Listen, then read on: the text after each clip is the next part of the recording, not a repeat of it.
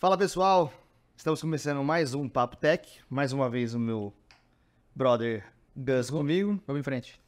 Obrigado, Gus, por mais essa parceria. Hoje a gente vai falar bastante de liderança, né? E seguindo o papo de DevOps, entrando um pouco numa vertical mais técnica. E hoje temos aqui o Luiz, certo? Isso aí. Luiz Neto? Luiz Neto. Luiz Neto. Luiz, seja bem-vindo. Obrigado por você fechar a agenda. Eu sei que é dia a dia corrido de um líder, né, head de engenharia de software de uma empresa no segmento ali com relação com investidores, né? Você vai contar um pouquinho mais pra gente. Então, de já coloco na nossa gratidão, certo? Porque isso aí. A agenda dos caras de TI hoje é complicada, né? Não é fácil, hein? Né? Ainda mais presencialmente, né? Exatamente. E veio de longe ainda, então, o nosso muito obrigado e seja muito bem-vindo. Obrigado, eu que agradeço o convite e muito feliz em estar aqui com vocês. Tá bom. Ô, Luiz, se puder contar um pouquinho pra gente como é que você veio parar na área de TI e até onde você tá hoje, essas questões de liderança têm se apresentado, se puder... Legal. Bom, dizem que filhinho de peixe, peixinho é, né? Então, meu pai é analista de sistema, então desde pequeno sempre pude observar ele trabalhando e, cara, sempre foi uma área que eu quis trabalhar. Com 11 anos de idade, eu fiz meu primeiro curso de hardware, foi na Microlins, montagem e manutenção de computadores. E aí, com 14 anos, eu tive a oportunidade de trabalhar numa escola de curso que era Prepara. Então, eu comecei a trabalhar como instrutor de informática. Por trabalhar numa escola, eu tinha direito a realizar todos os cursos de forma gratuita. Então, eu fiz todos os cursos de informática ali, que na época era Web Design, Dreamweaver. Legal. Fiz HTML, Delphi, Access, Excel avançado. Fiz até curso de secretariado, recursos humanos. Eu fiz todos os cursos que tinha lá. Queria aprender. E então, né, com 14 anos ali, eu, cara, já tava desenrolando bem. Uhum. Com 16 eu entrei numa empresa de tecnologia, CLT, como analista de suporte. E aí, aos 18 anos eu entrei no banco, na TecBan, como analista de TI. Depois do banco, eu tirei umas certificações na Impacta e tal, fui indicado para uma startup que estava ali começando. Nessa startup foi quando eu tive a primeira oportunidade de liderar, né? Essa startup ela foi comprada pela Sapori, foi um grande investimento. E eu conhecia muito do negócio. Na época eu até tive que fazer o curso de gestor de bar e restaurante. Legal. Então, quanto mais eu conhecia do negócio, mais você consegue ajudar, né? E aí, com isso, com esse investimento, a gente começou a construir algo muito grande. Na época a gente contratou a F-Câmera. E dentro da F-Câmera, eu comecei a trabalhar como Product Owner, como Dev também. Você trabalhou na F-Câmara ou... Contratamos a F-Câmera, mas eu fui da empresa, né? Um recurso da empresa para estar lá vendo se os caras como é que estavam. Então, tava como Product Owner e também desenvolvendo, né? Sei. Então, foi muito bacana essa experiência lá, porque eu aprendi, de certa forma, como é que se faz, como é que se constrói um produto, né? Desde o momento do protótipo até a entrega. E depois disso, depois de um tempo, eu recebi a proposta para entrar na MZ, né? Então, na MZ, eu fiz todo aquele caminho. Entrei como um sênior, como desenvolvedor sênior, passei para Tech Lead, de Tech Lead para Engineer Manager, que eu era meio que um par do Head. Uhum. E depois disso, eu recebi a proposta de ser o Head, né? Cara, basicamente, né? Ano passado também, trabalhando ali como part-time, também recebi uma oportunidade de assumir como CTO e sócio de uma startup do grupo Cubo. E tal. Legal. Então, hoje eu tô nessa frente, né? Head na MZ e part-time eu atuo ali como CTO. Cara, basicamente CTO de uma startup, né? Então, você meio que faz um pouco de tudo. Até esse nome CTO, sei lá, CTO de 10 pessoas. Sim, legal. Mas é um desafio, né? Então, basicamente isso. Maravilha. E, cara, como que foi essa passagem para Tech Lead, vindo, né, ser parte do perfil técnico, você comentou, você, né, fez toda a jornada, e aí você começa a liderar pessoas.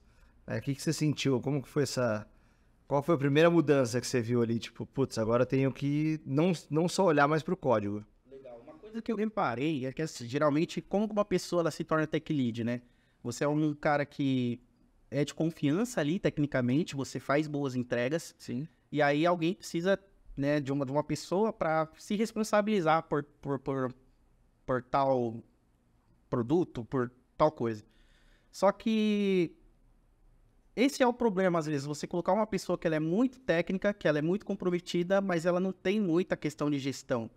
E aí ela, por ser essa pessoa que sempre resolveu tudo, ela acaba que não escuta as pessoas do time, ou sempre tem que sair dela, ou isso. E aí eu sempre tive esse senso, acho que porque eu já dei aula e tal, eu sempre gostei muito de passar conhecimento, de ensinar as pessoas. Então, naquela época eu tinha um cara mais velho trabalhando, e ele sempre falava, cara, você tem esse dom de liderança em você. E para mim foi muito fácil, porque eu sempre gostei de ensinar. Então eu pegava ali tudo que eu sabia, o que eu conhecia, e também de negócio, porque o que me fez crescer muito aqui em todas as empresas que eu passei foi por ter um conhecimento de negócio, foi por gostar, entender o que... Então foi mais ou menos isso, foi gostar de ensinar, foi essa visão de negócio, conseguir traduzir o negócio ali para as pessoas que são mais técnicas. Esse foi o meu desafio naquele momento. Bacana. Legal. E você ia falar alguma coisa? Eu te cortei? Não, era isso. Boa.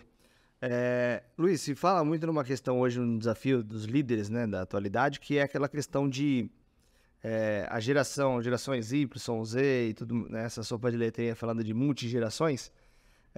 E hoje a grande parte da força de trabalho já são da galera mais jovem, etc e tal. O que você enxerga de desafio para fazer na liderança dessa geração que tem um comportamento diferente, que eu entendo ser natural, né, de geração para geração. A minha geração é diferente da do Gus e por aí vai. Qual que você acha que é o maior desafio, assim, se existe um desafio na sua visão de gerenciar essa galera, essa turma? Pô, você tem alguns conflitos, né? Vamos colocar aqui que como que essa nova geração é motivada, né? Já escutei muitos desenvolvedores falarem que saiu da empresa atual porque só trabalha com tecnologia legada, tá indo para outra porque lá tem uma tecnologia hypada. Então, uma forma de você motivar essa nova geração, além do salário, é fazer com que esse cara evolua, porque a todo tempo ele precisa, meio que ele tem medo de ficar estagnado. E já essa geração passada, eu vou generalizar aqui para ficar mais claro. Ela é mais experiente, se especializou em algo, só que ela também é mais conservadora. Então, você pode ter esse conflito de tentar, por exemplo, se está trabalhando ali com um time que tem essas duas gerações, você colocar TypeScript em tudo, por exemplo. Aquele cara que já se especializou em só Node, ele busca estabilidade e segurança, e você trazer algo novo para ele, geralmente vai dar esse conflito. Essa nova geração, cada 3 meses tem uma tecnologia nova, e ela já está acostumada, ela vai e muda. Então, acredito que você tem esse tipo de conflito como você tem. Legal. É um desafio para manter os legados rodando, né? Equilibrar, né? Conseguir equilibrar, não só... Se você depender da pessoa de nova geração, de você estar ali no brainstorm ideias, pô, vamos quebrar tudo e vamos fazer do zero, vamos usar essa tecnologia. E isso pode afetar aquele cara que já se especializou, enfim. Tá claro. Tá bom, me diga uma coisa, Luiz, tem alguma prática, uma cerimônia, algum ritual de mercado, assim, de agilidade, enfim, que você vê que funcionava no passado ou não funciona mais hoje, ou vice-versa, alguma coisa que veio para somar? Olha, eu acredito que quando a gente fala de liderança, né, uma coisa que não funciona mais hoje, eu vou até falar, eu tive chefes. E hoje é difícil você falar que teve chefe, né? Todo mundo fala agora de liderança. Então, eu acredito que antes era tudo muito rígido. O chefe mandava ali. Hierárquico, né? E você precisa hoje convencer. As pessoas, elas querem muito fazer parte, sabe? Então, hoje em dia não é só eu chegar e falar, faz tal coisa. Essa parte rígida, top-down, cara. Top-down, as pessoas abominam isso hoje em Comando dia. e controle, né? Então, isso eu acho que com essa geração não funciona muito. Microgerenciamento também? Microgerenciamento próximo, também. né? E agora o pessoal gosta de trabalhar mais por produtividade e confiança, né? Exatamente. Até questão de ponto. Hoje todo mundo prefere essa flexibilidade nos horários. Você vê, cara, na minha época ali, quando eu trabalhava no banco, o gerente, ele tinha uma salinha exclusiva. Esse cara, ele passava ali e você tinha meio que receio de olhar para ele. Para você falar com ele, tinha que ter um assunto. E hoje em dia, principalmente nesse cenário de startup, ou nessas empresas que estão se modernizando, o CTO, o CEO, o sócio tá sentado do seu lado ali e, cara, escutando o que você tem para falar. Tá claro. E, ô Luiz, falando de pandemia, você viu uma mudança comportamental nos times de tecnologia que você liderava? Como é que tem sido isso para vocês na MZ? Eu vi. Cara, eu acredito que em termos de produtividade, assim, aumentou muito, né? Mas também eu vi muitas pessoas tendo burnout.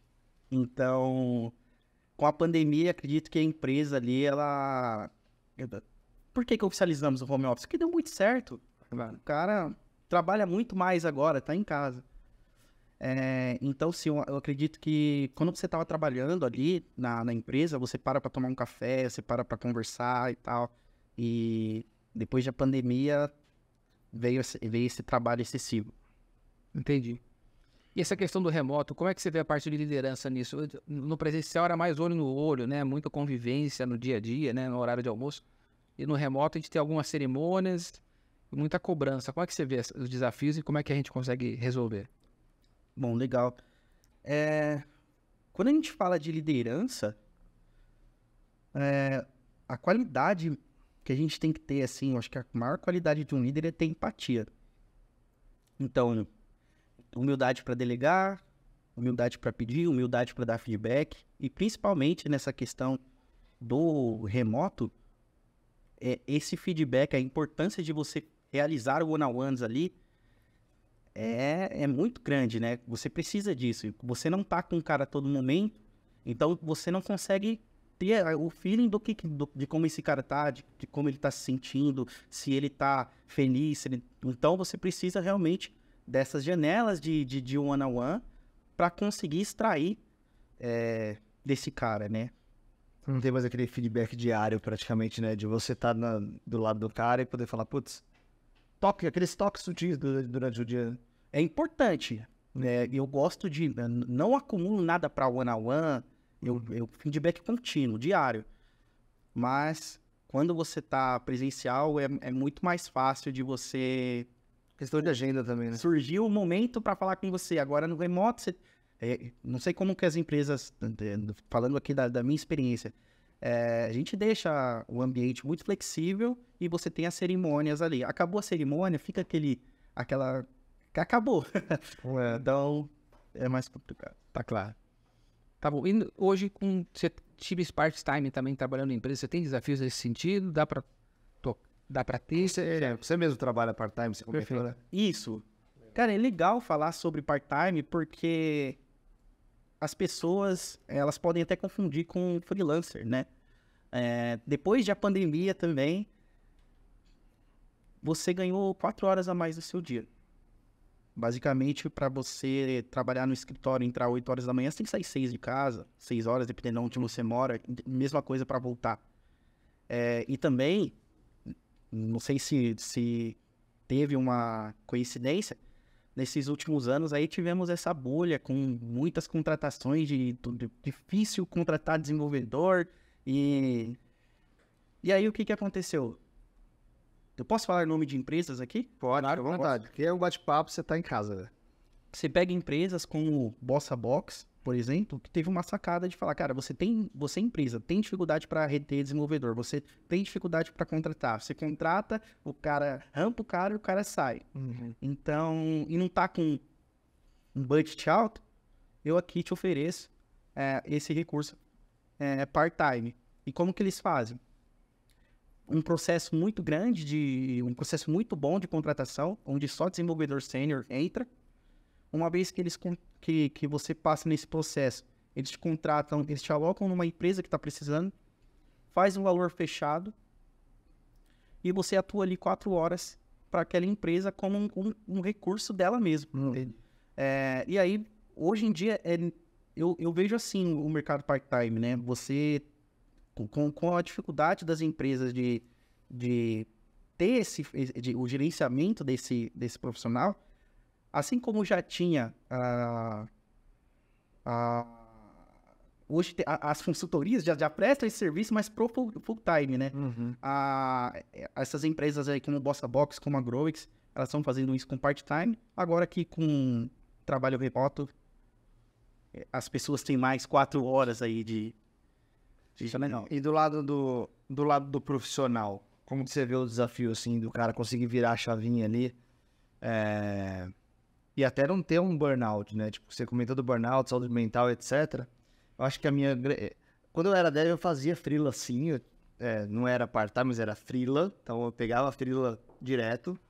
Gostava. Mas, cara, assim, eu não tinha filho, eu não era casado, etc e tal. Então, tinha mais tempo. Mas eu lembro que em vários períodos eu ainda, você ficava cansado. Você tem ali um limite, né? Como que você olhando do lado profissional, como que você enxerga os desafios, assim? Como que você gerencia isso? Legal. Tem aquela frase, né? Não existe almoço de graça.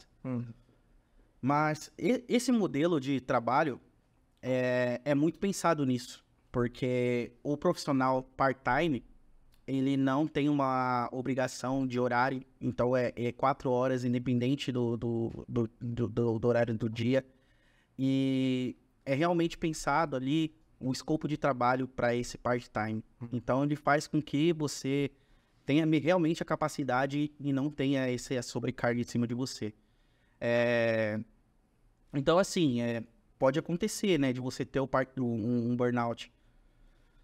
Mas, pelo que eu vejo, essas empresas que estão trabalhando já estão pensando nisso, nessa questão de sobrecarga, de alinhando expectativas com o cliente ali, para diminuir isso. Talvez não precisa nem ser uma parada contínua, né? Porque você pode pegar um projeto, depois dar um...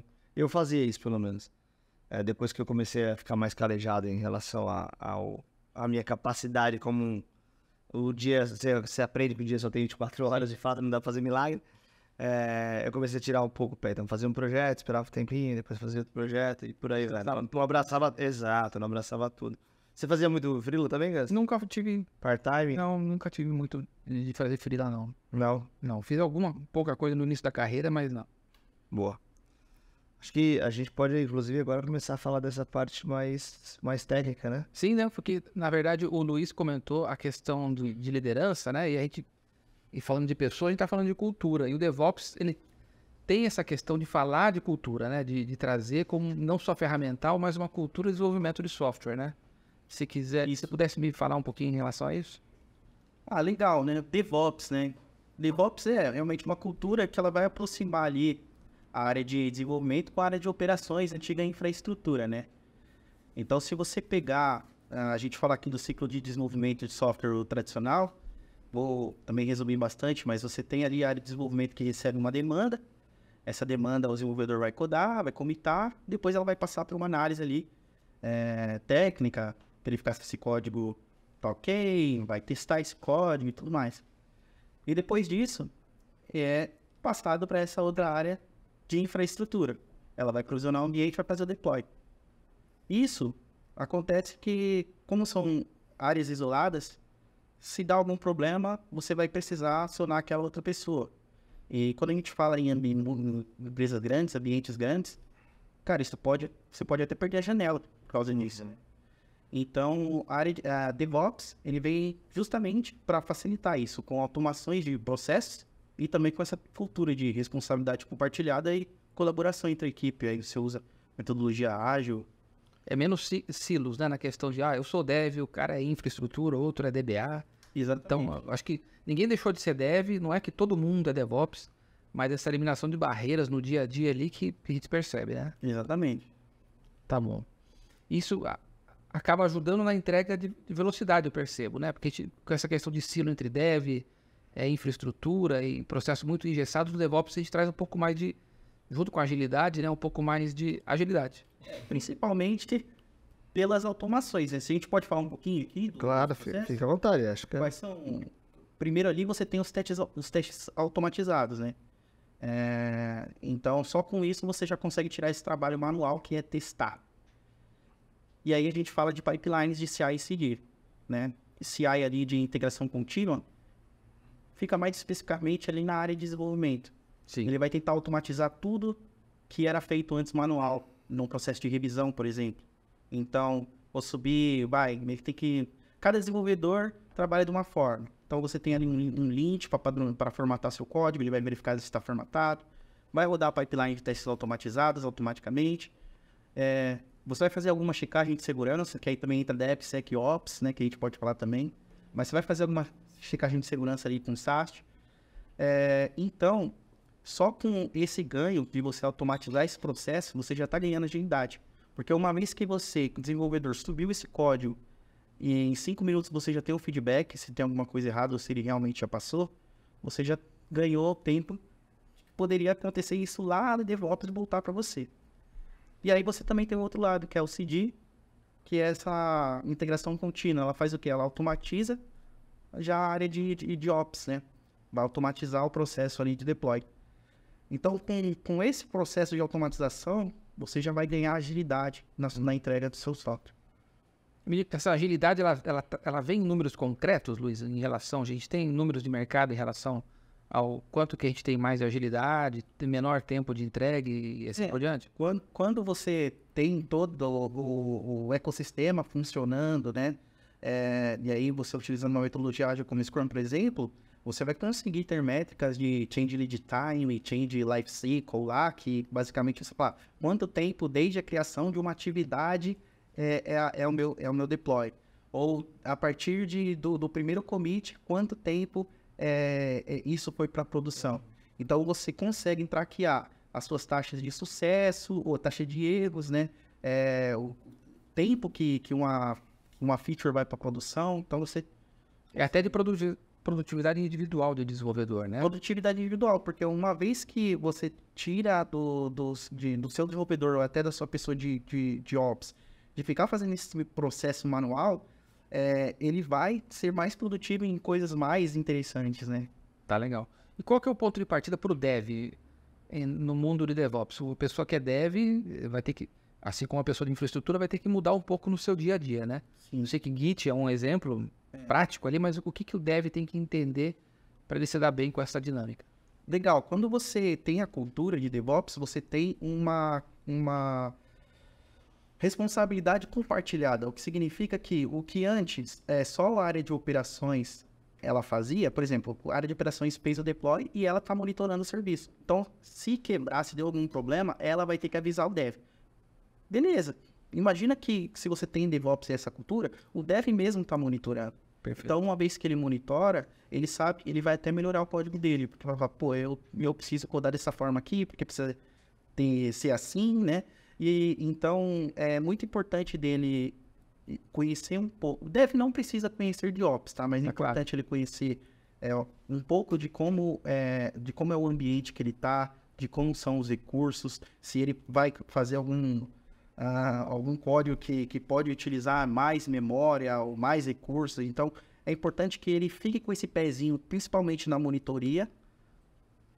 E DevOps, e aí o pessoal de Ops é a mesma coisa. É importante, ele não precisa saber tudo de Dev, mas no caso, é legal ele saber, porque vai precisar, por exemplo, como é que eu instalo as dependências de Node, essa dependência aqui está correta. Tá claro. Então, é bom os dois conhecerem um pouquinho da... Eu acho legal que tem o DevOps, é o D maiúsculo e o O maiúsculo também, né? Acho que na prática é legal, eu gosto de ver assim, o Dev maiúsculo, mas com Ops minúsculo. Então ele continua sendo Dev, mas ele tem que ter um pouquinho de Ops. E o Ops é a mesma coisa, um Dev minúsculozinho, mas um Ops maiúsculo, né? Então os dois juntos vai dar o DevOps da cultura geral. Boa. Então o DevOps a gente pode falar que é muito mais... aliás, não é só tecnologia, é cultura também. Perfeito, Ele falou de responsabilidade compartilhada, né? Isso. Essa mudança do mindset do Dev, do Ops e tudo mais. Perfeito. Quando a gente fala de ferramenta e tecnologia, o que vocês acham das ferramentas essenciais para começar a falar de DevOps? Eu sei que tem toda essa parte de cultura, etc.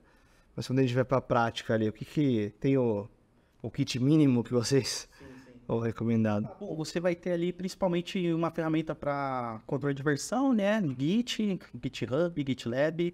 Você vai ter ferramentas aí de CI/CD, Jenkins, CircleCI, GitLab CI/CD, GitHub Actions. E a nível de infraestrutura você vai ter ali Docker, Kubernetes, né? Entre outros.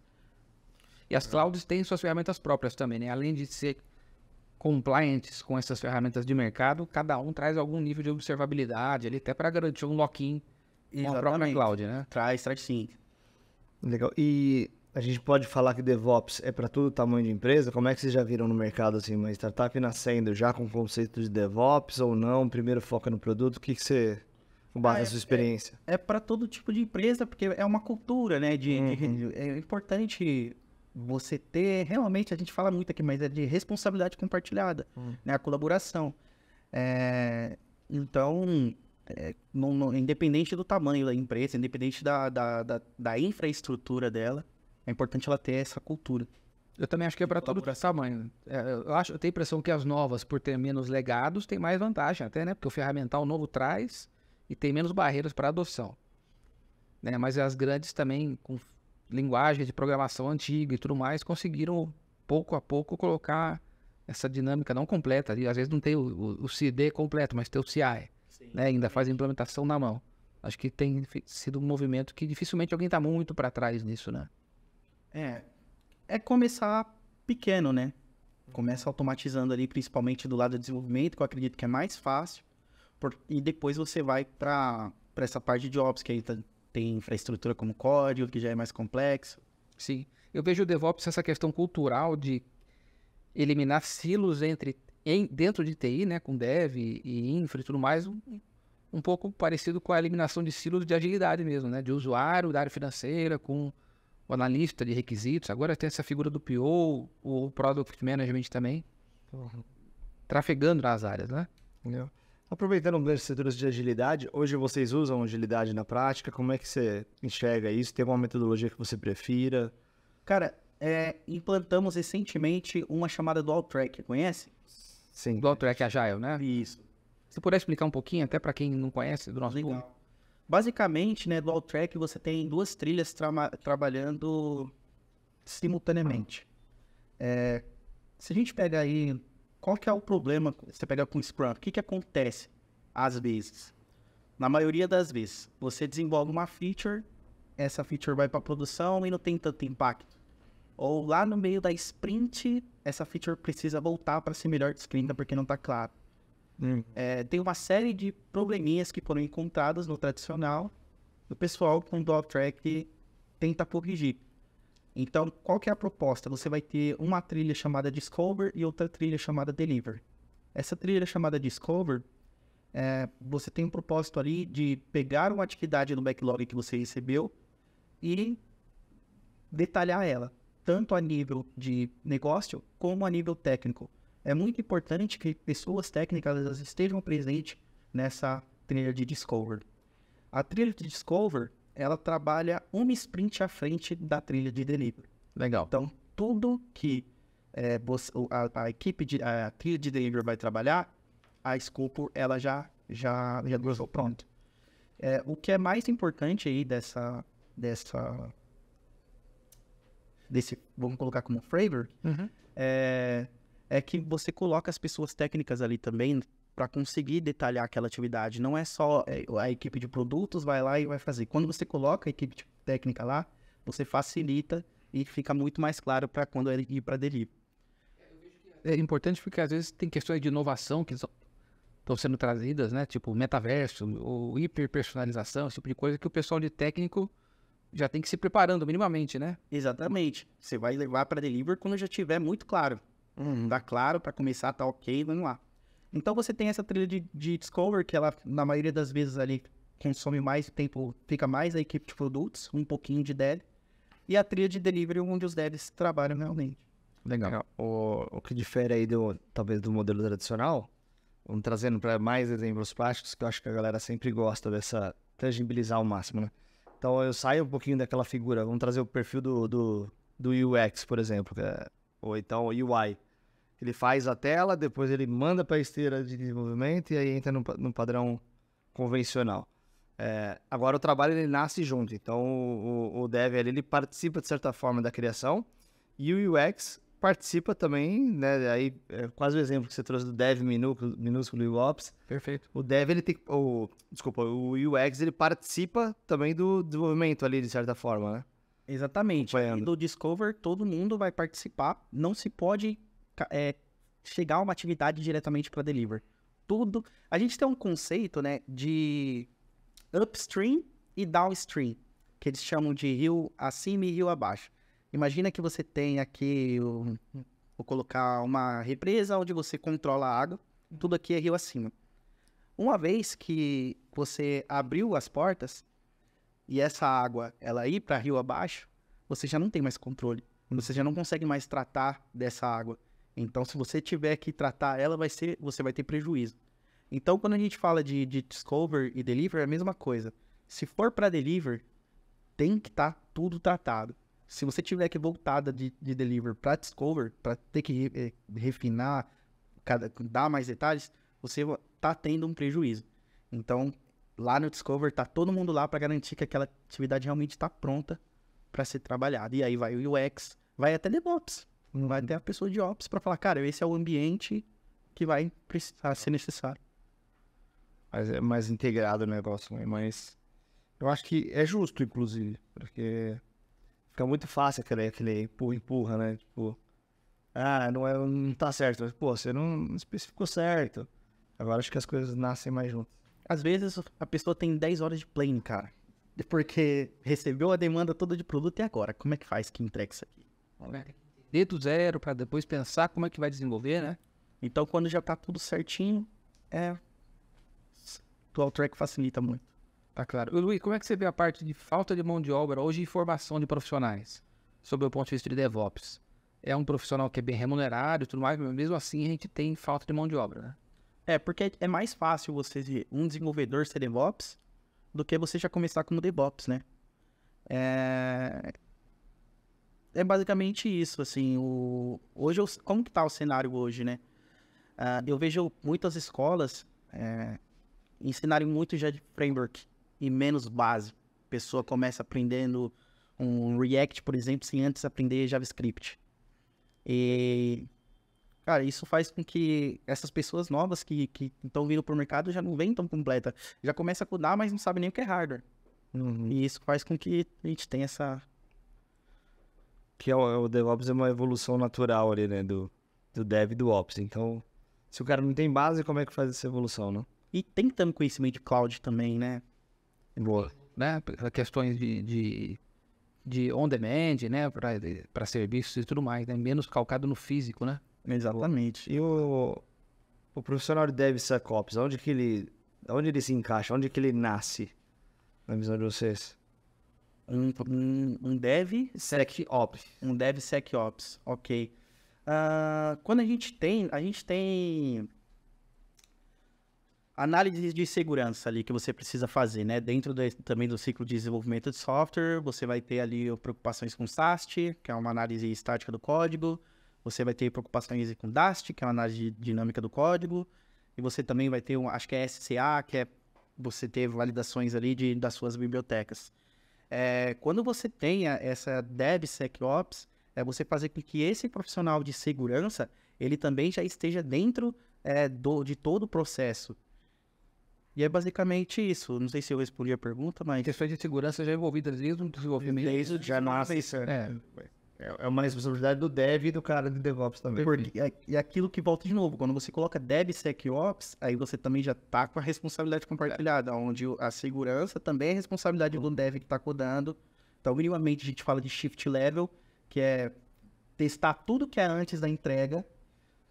E as ferramentas trazem isso também, né? Eu vejo que as ferramentas que estão no ciclo de CI/CD, como o SonarQube da vida, ela já critica hoje o código em relação a falhas de segurança.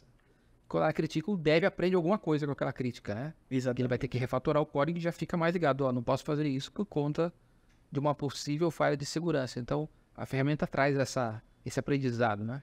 Legal. Mas aí vem a minha dúvida, né? Essas ferramentas, elas são acessíveis para empresas pequenas? O SonarQube da vida? Depende da versão, sim. Não dá para dizer que o custo seja proibitivo, não. O SonarQube, ele tem até um outro produto agora, que é o Sonar Cloud. O SonarQube, ele vende agora para você autogerenciar dentro da sua empresa. Sim. E o Sonar Cloud, ele já é mais barato. Então, se não me engano, custa $10 por mês para 100 mil linhas de código. Legal. Então, já é factível e entra na realidade de uma startup, por exemplo, né? Teve um episódio engraçado que teve, não sei, alguém que me perguntou sobre DevOps e eu respondi, né, que é um pouco da cultura. E depois me falou, não, mas e a questão do DevSecOps? Eu falei, tem essa questão da segurança também que está envolvida. Aí acho que inventaram algum termo novo ali e falaram assim, não, existe uma demanda agora de DevSecOps UX. Tem de QA. Aí eu falei, olha, eu acho o que significa DevSecOps QA? Eu acho que tá faltando orçamento, então, que você tá querendo botar tudo no profissional, né? Apesar de a gente tem que ter qualidade também, mas pô, não tem o profissional de DevSecOps QA, né? Esse o profissional, o indivíduo, né? Existe essa visão de qualidade também no ciclo. Eu tenho uma dúvida agora, Luiz, sobre, voltando naquela parte do Outbreaking, como que fica a organização de times, assim, dentro do Outbreaking? Afeta alguma coisa aquela disposição de tribos? Muito se fala daquele modelo mais Squad, Spotify. Qual é a divisão que você gosta mais por produto? Como que a gente faz essas quebras, assim? Bom, isso depende da empresa mesmo, né? No nosso caso, nós temos ali squads, cada squad é responsável por um produto, cada squad tem um Product Owner, tem um QA, tem ali a sua mescla de Dev Front-End e Back. O que acontecia é que no modelo mais tradicional ali do Scrum, essas pessoas de produto, o Product Owner, o UI UX, eles trabalhavam mais isolados para trazer as atividades para o time.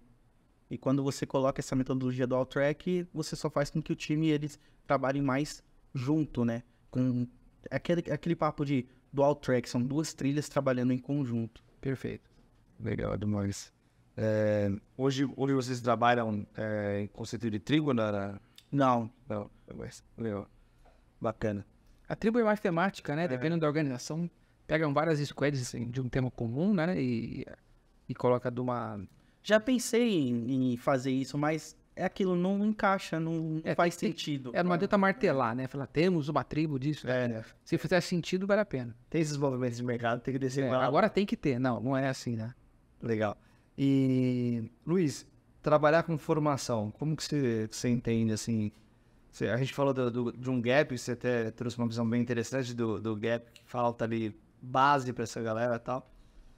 Vocês costumam trabalhar com pessoas em início de carreira? Vocês apoiam nessa formação contínua? Como que você vê todos esses pontos relacionados à educação, né? Sim.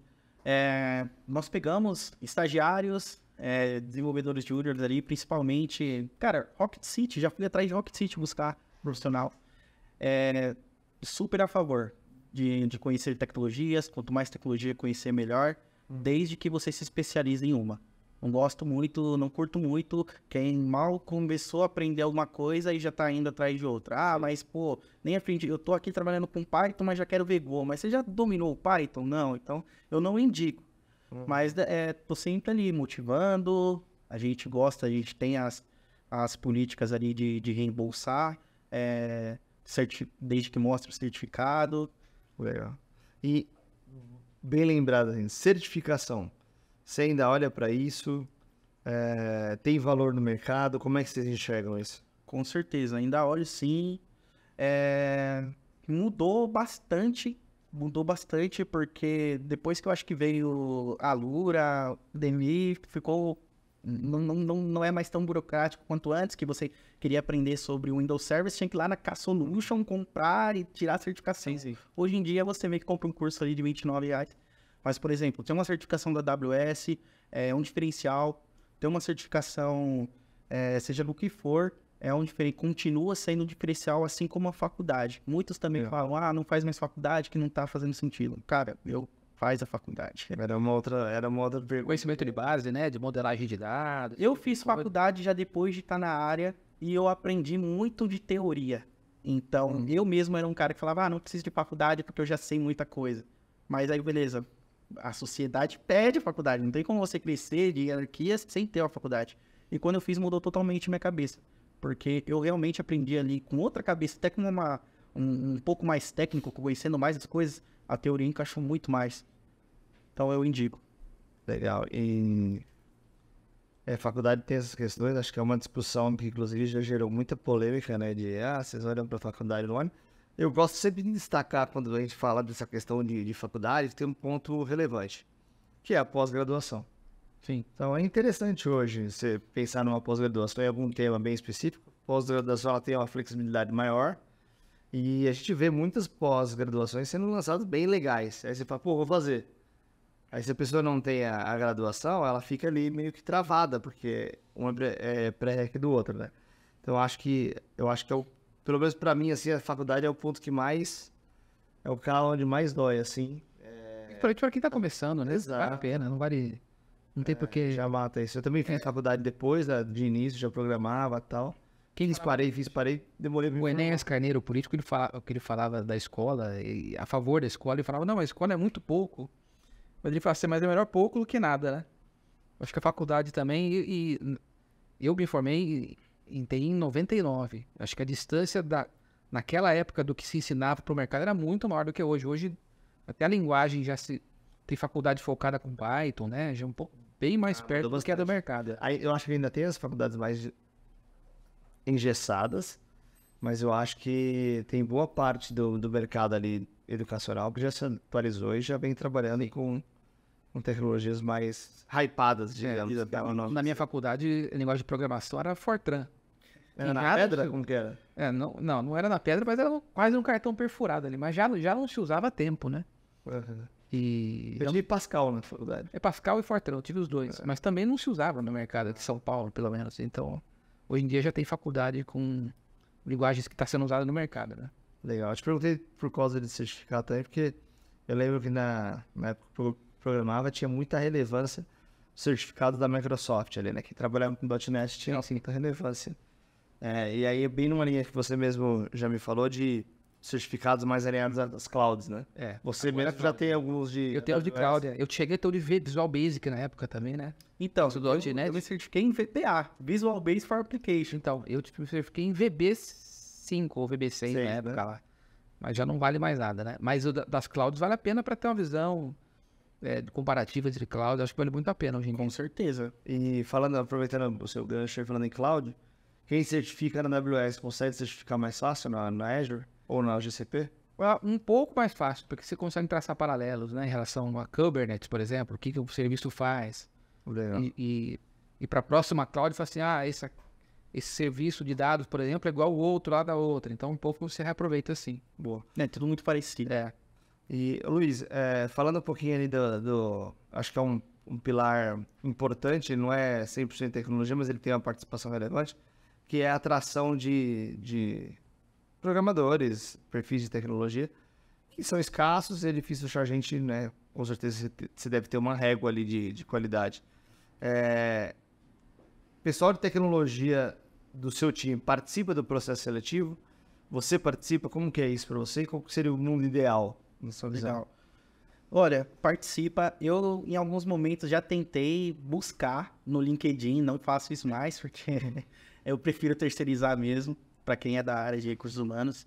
Mas desde a primeira etapa ali, de conhecer o perfil, até ver o lado técnico, assim, eu basicamente costumo fazer um filtro, vejo se faz sentido e passo ali para meu pessoal de staff ali, que são os mais técnicos, né? Mas, cara, eu gosto muito de contratar pelo perfil. Eu prefiro até um cara que tem um perfil bacana do que um cara muito técnico. Soft skill é mais importante do que hard skill. Eu acredito que sim. No meu time, eu gosto daquele cara que, é comprometido, que quer aprender, que quer fazer acontecer. Gosto mais desse cara em que eu vou ensinar, que eu vou ensinar que ele tá motivado, do que aquele cara técnico que só chega julgando e, enfim, causando aquela contaminação no ambiente. Legal. Essa visão de que contrata pessoas e não skills, né? Quando é possível, né? Porque skills você aprende rápido, mas a pessoa ali, o perfil é mais difícil, né? Você tenta equilibrar. Também não vai pegar a pessoa mais cru, né? Mas, entre um que sabe pouco e tem um bom perfil ali, eu vou naquele ali. A gente tem algumas oportunidades de contratação que é muito individual, então você tem que chegar assertivo no perfil profissional e no hard skill também. Mas em montagem de squads, né? É legal porque a gente consegue compor alguém que eventualmente está um pouco mais para trás numa ferramenta ali, ou num framework ali, que dá para aprender em um mês, 45 dias, mas tem um perfil legal para encaixar na equipe, agregador. O perfil acho que é pré-rec, né? Fala muito isso aqui na Marta, sobre Tecnologia é mais fácil de aprender do que uma soft skill. Sem dúvida. Óbvio que tem que trabalhar soft skill, mas é sempre você citou um ponto dois pontos, né? Que é vontade e comprometimento. Acho que isso são pré-requisitos para qualquer time de alta performance, né? Então a gente tem ali a vontade, o ímpeto e tudo mais, com um propósito muito claro e uma direção muito clara. Acho que É isso. é um media kit aí. Quem não vem motivado é difícil motivar, né? Então, por isso que E manter, né, motivado, porque isso é um esforço contínuo. Legal. Luiz, Gus, o que você aprendi. aprendeu? Sobre DevOps, eu conheço um pouco, mas sempre aprendo mais. É sempre fantástico sentar e trocar ideia com pessoas que estão à frente de time de tecnologia, que estão causando impacto. Então, Luiz, mais uma vez, obrigado. Pô, eu agradeço. Em nome da Maite, em nome do Papo Tech, né, em nome de todo o nosso time aqui, pela sua participação. Quer deixar algum recado? Tem algo que você viu que faltou? Posso fazer uma brincadeira aqui? Opa, claro. Eu vou olhar ali e falar, não é só uma URLzinha. Não é só o quê? Não é só uma URLzinha. Por quê? Porque esses dias eu vi um cara muito famoso no Instagram, recebi uma pergunta de desenvolvedores falando assim, cara, o que eu faço? Eu aprendo Node, vou no Next? O cara respondeu, tanto faz, no final é só uma URLzinha que você vai receber alguma coisa e vai te dar uma resposta. E aí eu brinquei bastante com o time, então eu acredito que eles vão rir bastante. Boa. Legal. A gente tem que lidar, às vezes, com pessoas que falam, né, que não sabem da dificuldade do técnico, acho que é assim, né? Às vezes o cara é meio startupeiro, não. É só isso, né? Só Essa isso, frase do só isso é só fazer isso. Tanta gente pra fazer só isso em 3 sprints, né? Falar, mas vai ver o que tá atrás, né? Exatamente. Legal. Pessoal, Obrigado. obrigado mesmo pelo convite. Legal, espero ter contribuído, tá bom? Maravilha. Tamo junto. Obrigado, pessoal. Deixa o like, né, Nilson? Compartilha, comenta e faz a win. Faz a UE. É isso aí. Compartilha com os brothers. E tamo junto. Obrigado. Até a próxima. Valeu.